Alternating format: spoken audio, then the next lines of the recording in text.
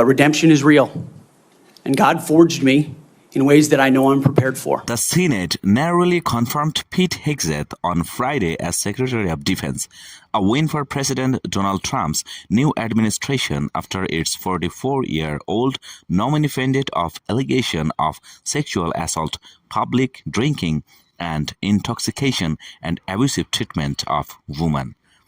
A former Fox News host and military veteran, Hegseth secured support from all but 3 Republicans to win confirmation with a 51-50 vote, with Vice President J.D. Vance breaking the tie. Vance, a former Ohio senator, quipped on X as the vote continued to roll in, "I thought I was done voting in the Senate." Since Lisa Murkowski of Alaska, Susan Collins of Maine, and Mitch McConnell of Kentucky, the former Republican Senate leader who has previously clashed with Trump, joined all Democrats to vote against him. Hegseth showed up in person for the vote, which is unusual.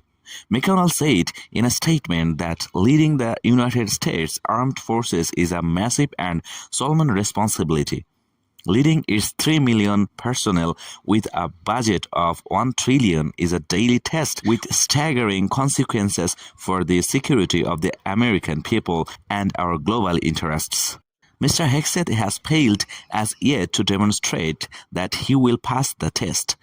He said, but as he assumes office, the consequences of failure are as high as they have ever been.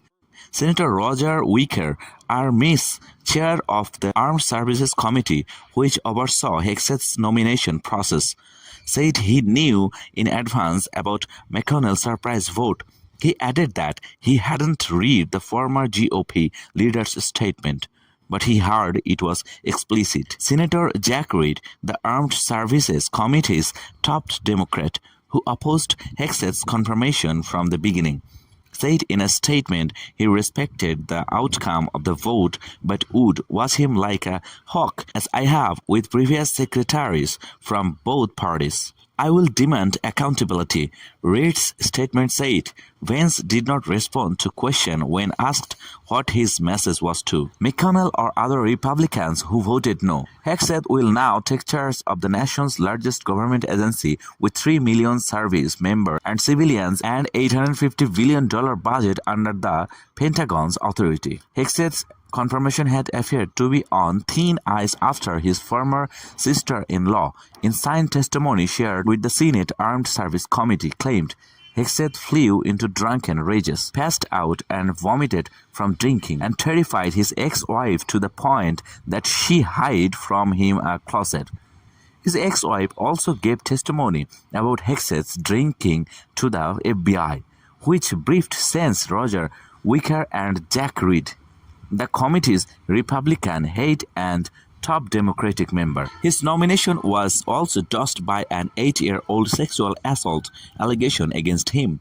Hegseth paid off the accuser, who sought treatment for sexual assault after an alcohol-involved sexual encounter with Hegseth at a conservative convention in a California hotel, to stop her from publicly speaking about the incident. Reports of Hegseth's excessive drinking also came up during his nomination process. A veterans organization that Hegseth headed fired him due to his drinking, and he was seen drinking or intoxicated on the job at Fox News, according to a New Yorker report published in December. During Hegseth's confirmation hearing before the Senate Armed Service Committee, Democrats last week also drilled into the nominee's past comments opposing women serving in military combat roles. Although he walked back his position in the weeks leading up to the vote, Democrats painted to his recent comment on a podcast interview soon before he was nominated, "I'm straight up just saying we should not have women in combat roles." Those comments angered women veterans and lawmakers who warned that removing women from those roles would have dire consequences for the military.